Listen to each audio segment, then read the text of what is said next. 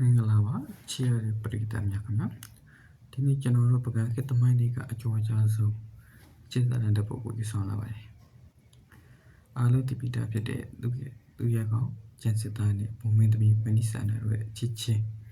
သစ္စာဖောက်မှုအမျက်တော်နဲ့နောက်ဆုံးပြန်လည်ပေါင်းစည်းမှုတို့တင်ဆက်ပေးသွားဖြစ်ပါတယ်ဒီဇလန်ဟာမြမရာဇဝင်မှာအာသာဘီလန်ဆလော့ဇလန်လို့နာမည်ကြီးပါတယ်သမိုင်းနဲ့တန်တိုင်းရောရှယ်နေတဲ့ဇလန်ကြီးပါအသေးစိတ်ကြည့်ရင်နောက်ဆုံးထိကြည့်ပြပါလန်စကရိုက်လုပ်ပြီးဘယ်လေးကိုနေထားပြပါအောင်နော်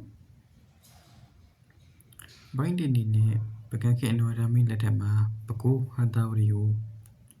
ဂျွန်းစစ်တီကျူးကျော်တိုက်ခိုက်နေပါတယ်နော်ဒါမီကသူရဲကောင်း၄ယောက်ကျန်စစ်သားငထွေယူကလုံးလက်ပညာဥပေကိုစစ်ကူလွတ်လိုက်ပါတယ်စစ်ပွဲအနေနဲ့ပြီးတဲ့နောက်မှာကိုးပေကကျေးဇူးဆက်တဲ့အနေနဲ့သမီးတော်မနိဆန္ဒကိုအနော်ဒါမီတန်ဆက်လာလိုက်ပါတယ်မနိဆန္ဒဟာအလွန်လက်ပါတဲ့မုံမင်းသမီးတစ်ပါးဖြစ်ပါတယ်မင်းသမီးကိုပကံပေးဆောင်ဖို့တောင်းပေးခင်ရတာအနော်ထအယုံကြည်ရဆုံးစစ်သူကြီးကျန်စစ်သားပါစီလျားတဲ့လက်ခီတစ်လျှောက်မှာကျန်စစ်သားနဲ့မနိဆန္ဒတွေရောက်တူစိတ်ဝင်စားလာကြပါတယ်စကားတွေပြောရင်ခီးအတူသွားရင်ချစ်ချင်းပေါ်ပေါက်လာခဲ့ပါတော့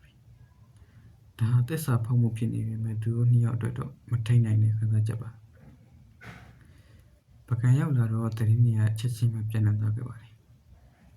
အနော်ထမင်းကရန်ကုန်မှာဒေါသထွက်သွားပြီးတော့ကျန်စစ်သားကိုတတ်ဖို့အမိန့်ပေးလိုက်ပါတယ်အဲ့ဒီချိန်မှာကျန်စစ်သားကထွက်ပြေးရပါတယ်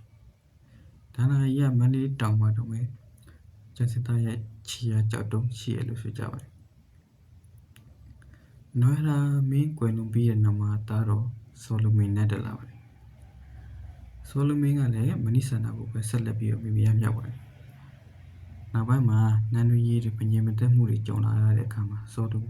လိုမင်းကကျန်စစ်သားကိုပြန်လက်ခေါ်ယူခဲ့ပါတယ်နန်းတော်ရောက်လာတဲ့ကျန်စစ်သားကမနိဆန္ဒနဲ့ပြန်တွေ့ပြီးတော့ချစ်ချင်းပြန်ပေါ်လာတော့ဆိုလိုမင်းကဒေါသထွက်ပြီးတော့ကျန်စစ်သားကိုနှိထောပြန်ပါတယ်နောက်ဆုံးတက္ကသိုလ်2014မှာငရမန်ကပုံကံပြီးတော့ဆိုလိုမင်းကွယ်လွန်သွားပါတယ်ကျန်စစ်သားကပုံကံမှုကိုနေပြီးတော့ပကံတိနာကိုဆက်ခံပါတယ်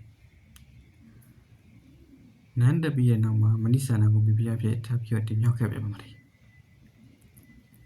သူတို့နှစ်ယောက်အတူနန်းဆန်နိုင်ခဲ့ကြပါတယ်